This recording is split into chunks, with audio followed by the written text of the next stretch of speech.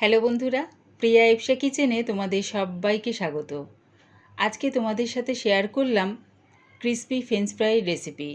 বাড়িতে যদি রেস্টুরেন্ট স্টাইলে ফ্রেঞ্চ ফ্রাই বানিয়ে নেওয়া যায়, মন্দ হয় না। বাচ্চারা এটা তো খুব পছন্দ করে, আমরা বড়রাও কিন্তু খেতে ভীষণই ভালোবাসি। সন্ধেবেলা চা বা কফির সাথে আমার মতন করে এরকম ফ্রেঞ্চ ফ্রাই বানিয়ে খেয়ে দেখো, দারুণ লাগবে। রেসিপিটা ভালো লাগলে প্লিজ আমার চ্যানেলটিকে লাইক ও শেয়ার করে দিও। তবে দেখে নাও আমি এটা কেমনভাবে তৈরি করি। ফ্রেঞ্চ ফ্রাই করার জন্যে আমি দুটো বড় সাইজের আলু নিয়েছি। অবশ্যই কিন্তু বড় সাইজের আলু হলেই ভালো হয়, আর আলুটা দেখো এরকম একটু লম্বা হলে ভালো হয়। এবারে আলুর খোসাগুলো ছাড়িয়ে নিচ্ছি।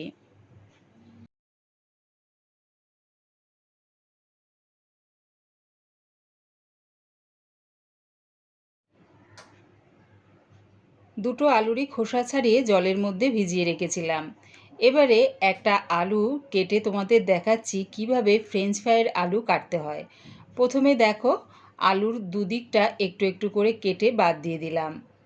তারপরে এরকম লম্বা লম্বা করে একটু মোটা করে কেটে নেব। দেখো, ঠিক এইরকম মোটা করে কেটে নিয়েছি। এবারে সরু সরু করে লম্বা করে কেটে নিচ্ছি। ফ্রেঞ্চ ফ্রাইয়ের আলু কিন্তু বেশ একটু লম্বা লম্বা হলে ভালো হয়। আর চেষ্টা করেছি যে প্রতিটা আলু একই রকম মোটা যেন থাকে, মানে খুব একটা সরু করে কাটিনি। দেখো, একটু মোটা মোটা করে কিন্তু কেটেছি। দুটো আলু কেটে আমি জলের মধ্যে নিয়ে নিলাম। এবারে এই জলটাকে আমি 4-5 বার জল পাল্টে পাল্টে আলুগুলো ধুয়ে নেব। যখন দেখবে জলটা এরকম পরিষ্কার হয়ে গেছে, তার মানে আলুগুলো খুব সুন্দরভাবে ধোয়া হয়ে গেছে। গ্যাসটাকে হাই ফ্লেমে রেখে একটা পাত্রর মধ্যে জল বসিয়ে দিয়েছিলাম।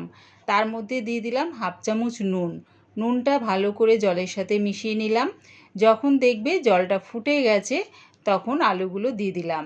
আলুগুলো দিয়ে কিন্তু খুব একটা বেশি সেদ্ধ করব না।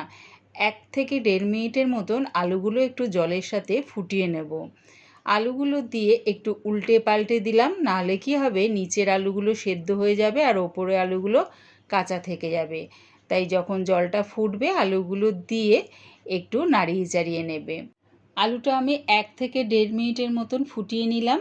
যখন দেখবে আলুর রঙটা ঠিক একটু চেঞ্জ হয়ে গেছে, দেখো ঠিক এরকম হলদে হলদে হয়ে গেছে, তখন আলুগুলো আমি নামিয়ে নিচ্ছি। একদম কিন্তু সেদ্ধ করো না, তাহলে কিন্তু ফ্রেঞ্চ ফ্রাইটা বেশ ক্রিস্পি হবে না। আলুগুলো আমি একটা ছিদ্রওয়ালা বাটির মধ্যে নাবিয়ে কিচেন টাওয়ালের মধ্যে দিয়ে ছড়িয়ে দিলাম। পাখার হাওয়ায় এটা আমি ভালো করে শুকিয়ে নেব। তাই দেখো, আলুগুলো একটু ছড়িয়ে দিচ্ছি। গ্যাসটাকে হাই ফ্লেমে রেখে একটা কড়া বসিয়ে দিয়েছি, তার মধ্যে দিয়ে দিলাম বেশ খানিকটা রিফাইন তেল। এদিকে দেখো, আলুগুলো কিন্তু খুব সুন্দরভাবে ঠান্ডা হয়ে গেছে পাখার হাওয়ায়। তেলটা যখন ভালো মতন গরম হয়ে যাবে, তখন অল্প অল্প আলু এর মধ্যে দিয়ে দিলাম। একবারে সব আলুগুলো একসাথে দিও না, তাহলে কিন্তু আলুগুলো খুব সুন্দরভাবে ভাজা হবে না। অল্প অল্প আলু দিয়ে নাড়িয়ে চাড়িয়ে আমি আলুটাকে একদম পুরো ভাজবো না, প্রথমে অল্প একটু ভেজে নেব। দেখো, ঠিক এরকম একটু অল্প ভেজে নিয়ে নামিয়ে নিচ্ছি। আলুটা আমি প্রথমে অল্প ভেজে নামাবো, তারপরে আবার দিয়ে পুরোপুরি ভাজবো। তাই দেখো, অল্প একটু ভেজে নামিয়ে নিলাম। ওই একইভাবে সব আলুগুলো দিয়ে অল্প করে ভেজে নামিয়ে নিচ্ছি।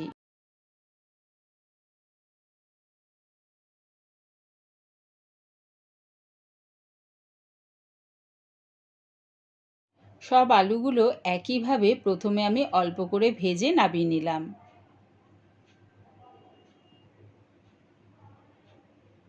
ওই তেলের মধ্যেই আবারও আমি আলুগুলো ভেজে নেব। ফ্রেঞ্চ ফ্রাই কিন্তু আলু দুবারে যদি এরমভাবে ভাজো, দেখবে ফ্রেঞ্চ ফ্রাইটা একদম রেস্টুরেন্টের মতন ক্রিস্পি খেতে লাগবে। তাই দেখো, আবারও অল্প কটা আলু দিয়ে দিলাম, দিয়ে উল্টে পাল্টে একদম লাল লাল করে ভেজে নেব।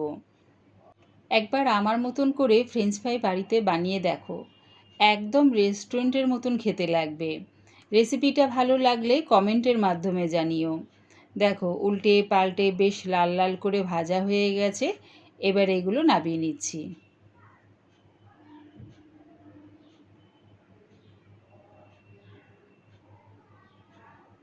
ওই একইভাবে বাদবাকি যে আলুগুলো আছে অল্প অল্প দিয়ে ভেজে নামিয়ে নেব। ফ্রেঞ্চ ফ্রাইয়ের আলু কিন্তু বারবার বলছি এরকম যদি দুবারে ভাজো দেখবে একদম রেস্টুরেন্টের মতন ক্রিস্পি খেতে লাগবে। দেখো বাদবাকি আলুগুলো দিয়ে দিলাম, লাল লাল করে ভাজা হয়ে গেছে, এবারে নামিয়ে নিলাম।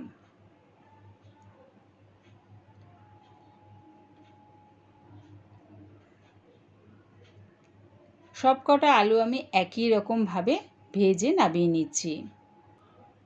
এবারে এর মধ্যে দিয়ে দিলাম একটু লঙ্কার গুঁড়ো